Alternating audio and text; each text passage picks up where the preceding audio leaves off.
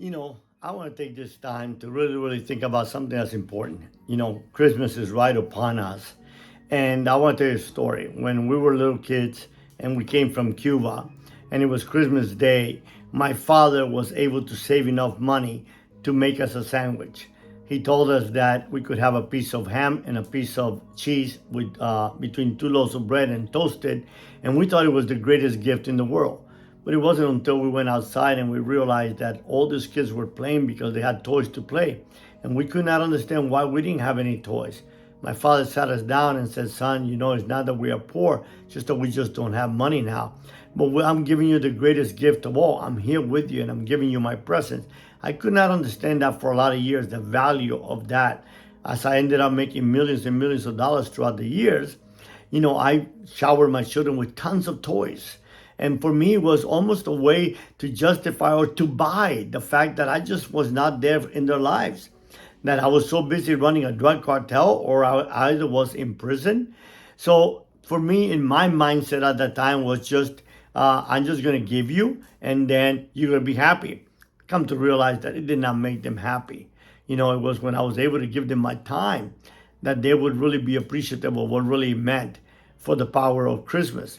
When we ended up, my wife and I built our company, ended up making a lot of money, we made the same mistake.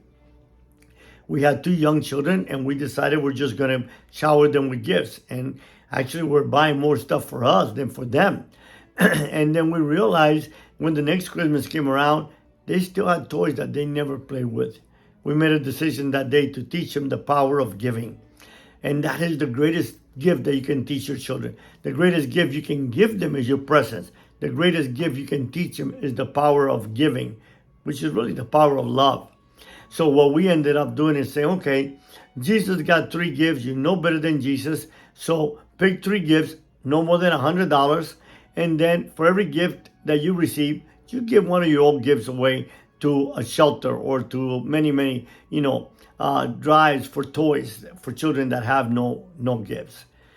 There's going to be a lot of hurting people this Christmas. There's a lot of children that are being raised by a single mom that most likely cannot afford to buy them anything. Most of them are trying just to figure out how to buy them food, And yet, a lot of times we feel like, I can't believe that I cannot have that. I can't believe I cannot have that other gift or I cannot buy that. Trust me, anything that money can buy is not what's going to bring you joy. So I think that the greatest gift that I can give my children is to teach them, again, the power of giving, to teach them about, I use Jesus not, again, as a religious symbol or as a person to convert people, but just as an unbelievable human being at the time that he was in earth. Yes, he was God, but he was truly human. And I teach him about the fact that he was born in a manger with nothing. So here is the future king of the Jews, born without nothing, and grew up for many, many years with nothing. But yet that's not what brought him joy. What brought him joy was the fact that he grew up to heal people, to help people. So if we take those principles of what Jesus did and we teach that to our children, and we teach them the power of giving. See, there's two types of people in this world, givers and takers. Takers will never be happy, nor will they ever get respect, nor will they ever make anybody happy. But yet the giver is the most powerful human being on earth, because the giver empowers the love of God in his act or unselfish act of giving. Many people give out of a lot that they have, and that's fine, they give. And many people just give out of very, very little. So you know what, during this Christmas, let's think about what we are celebrating. We are celebrating the birth of one human being who came into the world in a stable, who came in the world to save the world, who came in the world. If you don't believe in Christianity or you don't believe in Jesus, you don't believe in any of that, that's fine. I'm good with that. Who came into it, neither did I for many, many years, but who came into the world to give the world the most powerful of all gifts, the gift of love.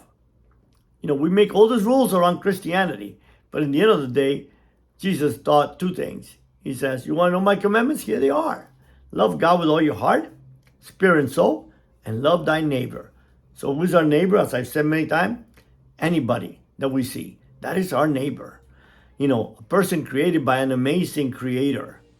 So this creator, this amazing human being that came into the world, born poor, raised as a carpenter, by a mom that got pregnant when she was still unmarried. Think about all that. That is the type of person that God brought into the world to give the world life, to save the world. And how did Jesus save the world? Through love. Because as we love others, that's how we save humanity. See, the person that loves does not kill, does not cheat. The person does not lie, does not desire what his neighbor has. The person that loves gives. So during this Christmas, my message to you, my brothers and sisters, and those for you that have specifically that have children, teach them the power of giving. Teach them the power of love. How powerful it is. When you give someone something that has nothing, you're telling them that somebody loves them. How powerful that is. We have been consumed in the last few years with hatred. It is so sad because we hate people that we don't even know.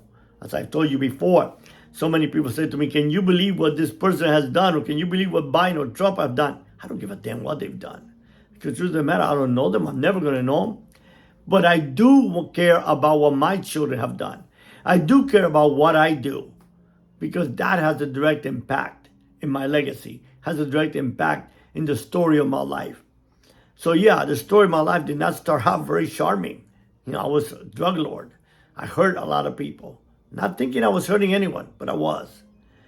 But I thank God that I found one day falling in love with this Jewish carpenter, even as an atheist, who did not tell me to convert to a religion, but just taught me about loving people. And as I love people, I became a better human being. And when I took the focus off of me, when I was dying, as I wrote in one of my blogs, here I am, 21 years old, multi-millionaire, make $2-3 million a month, have jets, have mansions, have cars, have everything a human being desires, date the most beautiful woman in America, have helicopters, have mansions, and I wanted to die. See, I didn't know the power of true love. I gave a lot, but I gave out of my excess. But it wasn't until I fell in love and I began to read, as an atheist that didn't believe in God or anything, the Bible I used to throw it in the garbage can, that I began to read about this man named Jesus, who in 3 years changed the course of humanity forever. If you don't believe he's God, good for you. If you believe he's God, good for you. Whatever you believe, you will believe one thing, that in 3 years, his life and his love for people changed the course of Western civilization for eternity. Think about that. No internet, no emails, no social media, just picking 12 nobodies, a lot of them pretty dumb, ended up with his teaching about love, changing the course of Western civilization. And then what greater love has any human being that lays down his life for his brother? So during this Christmas, it's a great opportunity to stop from our busy world and not to be allowed to be consumed by materialism. Listen, it's wonderful if you have been blessed and you have money, buy whatever car you want, wear whatever watch you want, live the life that you want. As long, as Buddha said, as long as you realize that you cannot allow that life or the material world to dominate your life. And it's a slippery slope. So as long as your priorities are right, where family is first, where giving and loving your brothers is second, then you know what? Enjoy the life that you live. Enjoy the fruits of your labor. You have worked hard for it. You haven't been just given a handout. Enjoy it. Drive a Rolls Royce. Buy a plane. Whatever your means allow. But do not let those means be at the expense of not taking care of your family. Be at the expense of not helping those that can't help themselves. And I'm not talking about being welfare. I'm talking about teaching people that are hungry how to feed themselves. Giving people a hand up, not a handout. And then perhaps this Christmas become part of your news story. If your old story is not a good one, it's never too late to start a new story. Because every choice we make becomes part of that story. But at the end of our lives, at the end of the years that we have left on this earth, then we ask ourselves, will history remember our name? What story will history remember about us? So it is my, gift to you. It is my wish for you, as I wish you the greatest of all Christmas. As I wish you that you have a Christmas full of life, of joy, of prosperity, above all, love.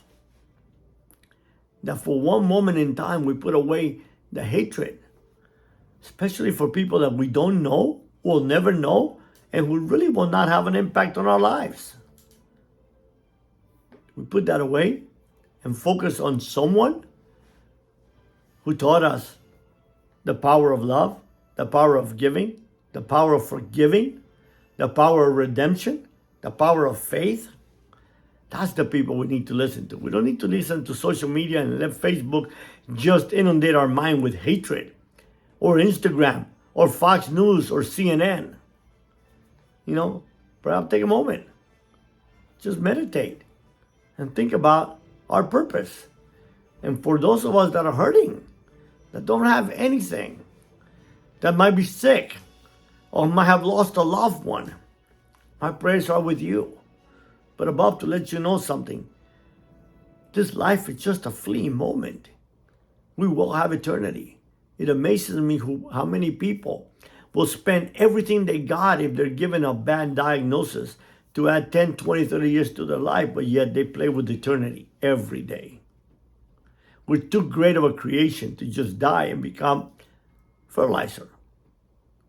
So, again, it is my wish from my family to you to have a Merry Christmas, and that you will use this time to reflect on the power of love as it is manifested through your giving to those that are most in need. Be blessed.